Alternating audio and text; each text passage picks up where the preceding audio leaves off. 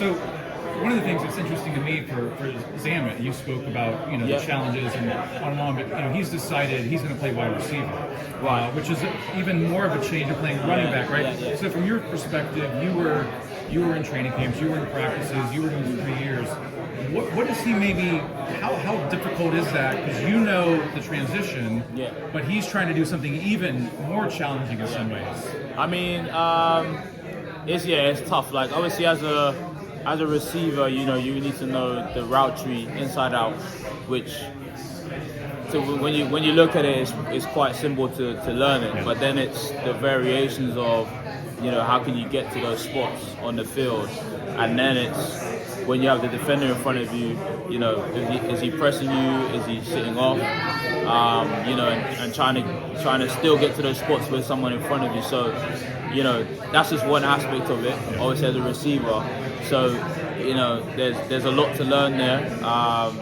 Some of it will be down to experience and just trying to do as many reps as possible. So, I think for him, if that's what he wants to do and that's how he feels, he's going to be able to get the best opportunity to play, because at the end of the day, with a rookie coming in, that's really what you got to look at. Like, what's going to get me on the field? Is it special teams? Is it you got to stand out somewhat. You got to kind of be a difference maker for the team, so they know we want to take you from the practice squad to the active roster for game day. And I mean, if you're like for someone like for Louis, like a bit like myself, it was being able to contribute on special teams in at least two of the phases, whether it's like punt return, kick return, kickoff, or punt.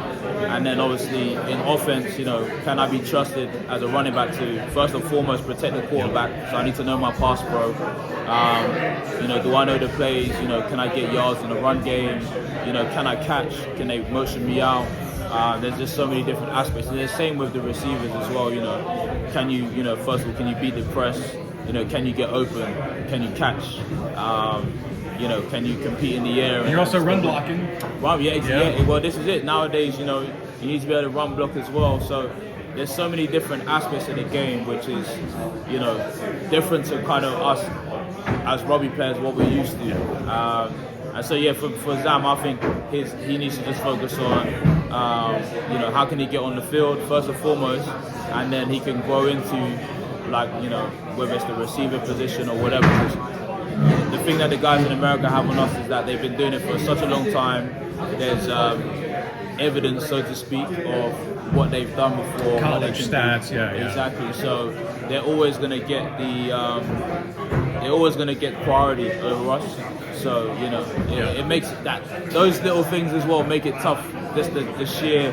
Oh, this guy's done it before, It seems like everybody wants it to happen. You know how hard it is. Yeah. How, and this is just in general. Yeah.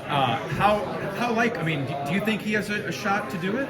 Oh yeah. So I think for me, everyone says because you were close. I mean, you returned a 65-yard touchdown. Yeah. I mean, and that's the thing. You can make plays, but it's such a at the end of the day, it's a business, right?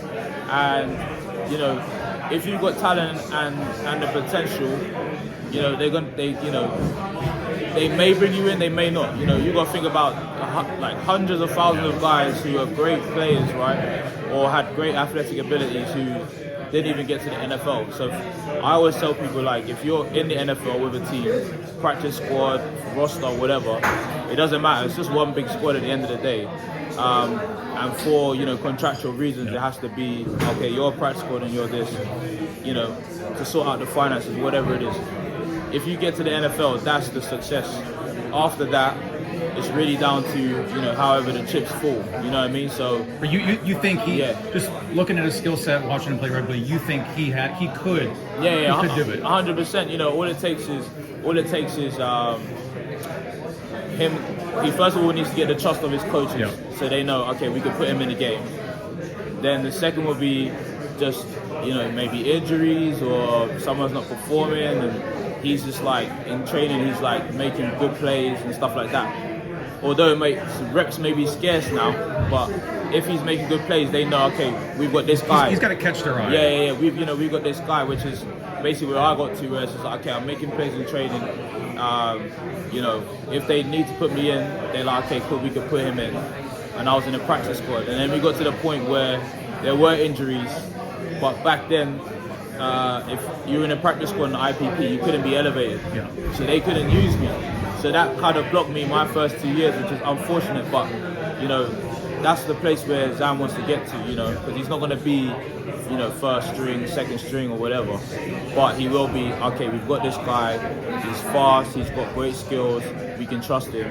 If we need to use him, he's there, That's where basically the stage you want to get to. Because like I said, you got your draft guys, you've got the guys who've been there, they're always going to look at them first. Well, I say that lightly because you never know. You know what I mean? It might be something they might say, yo, this guy's got something. Let's put him in. Like Jaguars are 0-3 right now. They're struggling. Yeah. You know what I'm saying? They might say exactly. So, and this is what I'm saying about the NFL is you can never predict what's going to happen. But for me personally, if he's there, if he's in the league, he has everything he needs to be able to play. And lastly, I really appreciate it. You know better than most anybody in London. Josh Allen is a quarterback, right?